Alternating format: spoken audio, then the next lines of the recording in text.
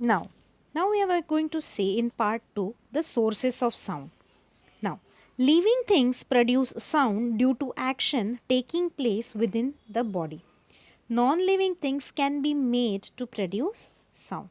Now, what we are going to see in this, we are going to see that all the living things they produce sound due to an action taking place within their body. जैसे मैं आपसे अभी बात कर रही हूँ, तो that action is being taken into my body. Yes, I am doing that particular action of talking with you, of speaking with you, and that is creating the sound. वैसे ही नॉन लिविंग थिंग्स को भी क्या कर सकते हैं हम, sound produce करवा सकते हैं. Now what we are going to see a tuning fork. Now tuning fork, first of all see tuning fork, जैसे आप देख पा रहे हो, is a U shape instrument usually made of steel. Its two arms are called as prongs and the handle is called as stems. Now what it is? It is a U-shape instruments. इसके ये जो दो arms आपको दिख रहे हैं उसे क्या कहते हैं हम, स्प्रॉन्ग्स कहते हैं. और जो उसका हैंडल है उसे हम क्या कहते हैं, हम उसे स्टेम कहते हैं. Now when any of the prongs are struck, जैसे मैंने उसको हिट किया, ठीक है, ऑन अ रबर पैड पे हमने क्या कर दिया, उसको हिट कर दिया, तो क्या हो जाएगा, it vibrates and produces sound. Tuning forks are generally used in the laboratories for producing sound vibrations. Tuning forks जो होते हैं वो कहाँ यूज़ होते हैं, लेबोरेटरीज में यूज़ होते हैं for producing sound vibrations. Sound vibrations के लिए ट्यूनिंग फोक्स हम यूज़ कर सकते हैं. बताओ ये लिविंग है कि नॉन लिविंग है, ये लिविंग है ना, no it's a non living thing. Now in the next part we are going to see sounds produced by humans. आपको भी लग रहा होगा कि नहीं ह्यूमन कैसे साउंड प्रोड्यूस करता होगा. First of all I will read and then I will explain it to you. Humans can shout, groan, sing and make many other sounds with the help of an organ called as larynx or voice box. सबसे important, हर इंसान के अंदर क्या होता है, हमेशा एक भगवान ने एक वॉइस बॉक्स दिया हुआ है, उसे हम क्या कहते हैं साइंस में, लैरिंक्स. अब the larynx lies between the pharynx and the trachea. ये कहाँ पर ये लाई होता है, फेरिंग्स और ट्रिकिया में. Now larynx has a pair of stretchable ligaments known as vocal cords. ये जो लैरिंग्स है उसमें क्या है, एक pair of stretchable ligament is a tissue, उसमें वो क्या है, लैरिंग्स में पेयर ऑफ स्ट्रेचेबल टिश्यूज है known as vocal cord. A narrow slit is present between the two vocal cords for the passage of air. अब क्या है, एक नैरो स्लिट, एक छोटी सी हल्की ऐसी कट कह सकते, is present between the two vocal cords for the passage of air. जैसे ये गैप में अगर एयर ब्लो हो गई तो क्या हो जाएगा, वो वोकल कॉर्ड से क्या आ जाएगा, वो आवाज़ बाहर आ जाएंगी.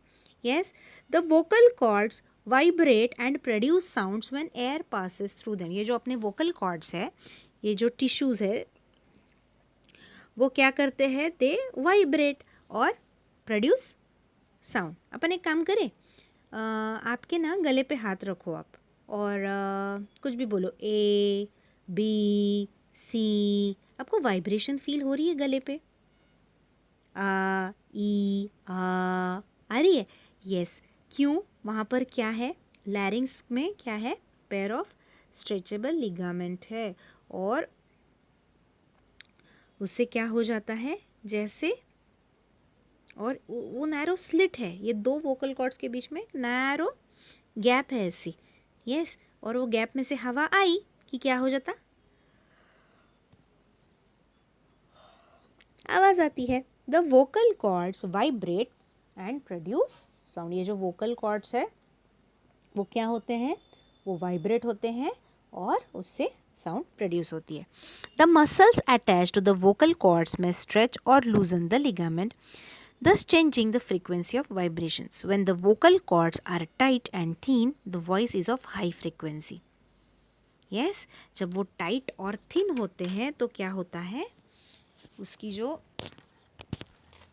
फ्रीक्वेंसी है वो कैसी है, ज़्यादा है, आवाज़ कैसी रहेंगी, ऊंची रहेंगी. Yes, but when the cords are loose and thick the voice is of low frequency. Voice कैसा रहेगा? लो फ्रीक्वेंसी का. Thus, voices of different pitch and loudness are produced. जो voices है different pitch के वो क्या हो जाते हैं? loudness produce हो जाते हैं. Usually the larynx is bigger in males than in females. जो larynx है वो males में क्या होता है? वो बड़ा होता है और female में वो छोटा होता है. इसलिए अब देखना लेडीज़ की आवाज़ कैसी होती है? नाजुक होती है, राइट? और जेंट्स की थोड़ी सी ठीक होती है, right? Now see, that is why voice of a woman is shrill as compared to a man. क्यों होता है ऐसा? shrill माना लेडीज़ की थोड़ी नाजुक होती है, हाई पिच की होती है और पियर्सिंग होती है ना? मीठी भी लगती है थोड़ी सी. तो ऐसा क्यों होता है? Because the size of the larynx is much bigger in males. ठीक है? Now, that is why voice of a woman is shrill as compared to men. Now, place your hands, ये अपन exercise अभी करके देखा था. Place your hands on your throat and make different kinds of sounds such as buzzing, singing, talking in high or low voices. Can you feel the vibrations in your throat? आपको vibrations feel हुई थी जब हमने ये activity करी थी? This is because when we make sounds, our vocal cords vibrate. हमारे जो vocal cords है वो क्या होते हैं? वाइब्रेट होते हैं. और अगर वो वाइब्रेट होते हैं तो क्या प्रोड्यूस होता है? साउंड प्रोड्यूस होता है. नाउ मिथ देखेंगे. Human beings can produce different voice sounds due to a large number of vocal cords. नहीं, इंसान को कितने वोकल कॉर्ड्स होते हैं? 2. Right. Human beings have only 2 vocal cords. The range of the sounds produce is due to the vibrations of the vocal cords. Now next part हम देखने वाले हैं sounds produced by animals. Animals कैसे sounds produce करते हैं? Now animals are able to produce a wide range of sounds. Animals with lungs such as frogs and almost all mammals produce sound by blowing air through their vocal cord. जैसे हम लोग vocal cord से air blow करते हैं वैसे ही वो क्या करते हैं? वो भी साउंड प्रोड्यूस करते हैं. Unlike humans, most animals cannot make complex sound because their larynx usually lies at a much higher position in the windpipe. उनका जो larynx होता है वो कहाँ होता है? बहुत windpipe से काफ़ी ऊपर रहता है, तो उसकी वजह से वो ज़्यादा अलग अलग आवाज़ें नहीं निकाल सकते हैं. Now, birds have a ring of cartilage called as syrinx fixed at a lower part of their windpipes. Sound is produced when the air passes through it. Sound कब produce होता है? जब वो windpipe में से जब air पास होती है तो क्या हो जाता है? साउंड प्रोड्यूस हो जाती है. तो बर्ड्स में क्या होता है? बर्ड्स में एक रिंग कार्टिलेज होता है, उसे क्या कहते हैं? सिरिंग्स. ठीक है. Now some birds have 2 parts in their voice box. अब वॉइस बॉक्स के लिए दूसरा नाम क्या है? लैरिंग्स. तो कुछ बर्ड्स ऐसे हैं जिनके लैरिंग्स में 2 पार्ट्स होते हैं. दस they can produce 2 notes at a same time. कुछ बर्ड्स ऐसे हैं कि वो एक ही साथ 2 अलग अलग आवाज़ें भी निकाल सकते हैं. Fish have air bladders with which when vibrated produce sounds. अपनी जो फिश होती है उसे क्या होते हैं? एयर ब्लैडर्स होते हैं with which when vibrated they produce sounds. Now grasshoppers produce chirping sound by rubbing their stiff hair on their legs. अब वो मुंह से आवाज़ नहीं निकालते तो कहाँ से आवाज़ करते हैं? उनके जो स्टिफ हेयर है वो क्या करते हैं? वो रब करते हैं उनके पैरों से और उससे आवाज़ आती है. Now Mosquitoes and bees make a buzzing sound by rapidly vibrating their wings. वो मुंह से आवाज़ नहीं निकालते. अपनी जो बीज है या अपने जो मॉस्किटोज़ है तो वो क्या करते हैं? बहुत जल्दी अपने जो विंग्स है उसको क्या करते हैं? वो वाइब्रेट करते हैं. Next, snakes hiss by forcing air out of their mouth. Snake क्या करता है? एयर को बाहर फोर्स करके फेंक देता है and that creates sound. Now we are going to see sounds produced by different musical instruments. अलग अलग म्यूजिकल इंस्ट्रूमेंट्स कैसे कैसे साउंड्स प्रोड्यूस करते हैं वो हम देखने वाले हैं. Musical instruments also produce sounds through vibrations. अब वाइब्रेशन से ही साउंड प्रोड्यूस होता है, इसे अंडरलाइन करो। Musical instruments can be classified into 4 groups depending on their part in which vibrations are occurring. ठीक है, कौन कितने ग्रुप्स में डिवाइड होते हैं हमारे musical instruments? They are divided into 4 different parts. तो उसमें का पहला कौन सा है? पहला है स्ट्रिंग्ड इंस्ट्रूमेंट, माना क्या होंगे? तार, तार वाद्य हम बोलते हैं ना, तो जैसे stringed instruments. Now these instruments again have 2 parts, one hollow body and strings. The stretched strings vibrate when plucked or when stroked with a bow to produce a sound. अब क्या होता है, ये जो अपने इंस्ट्रूमेंट्स होते हैं ना, उनमें एक हॉलो बॉडी होती है। जैसे आप तानपुरा देखो, वीणा देखो, गिटार देखो, तो आपको एक हॉलो बॉडी दिखेंगी।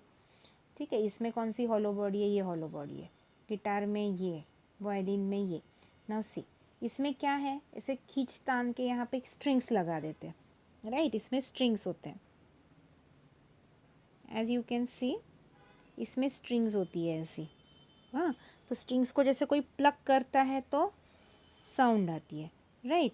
सो यहाँ भी आप जाते हो तो यहाँ भी उसमें क्या है? स्ट्रिंग्स अटैच है। यहाँ पर भी क्या है? स्ट्रिंग्स अटैच है।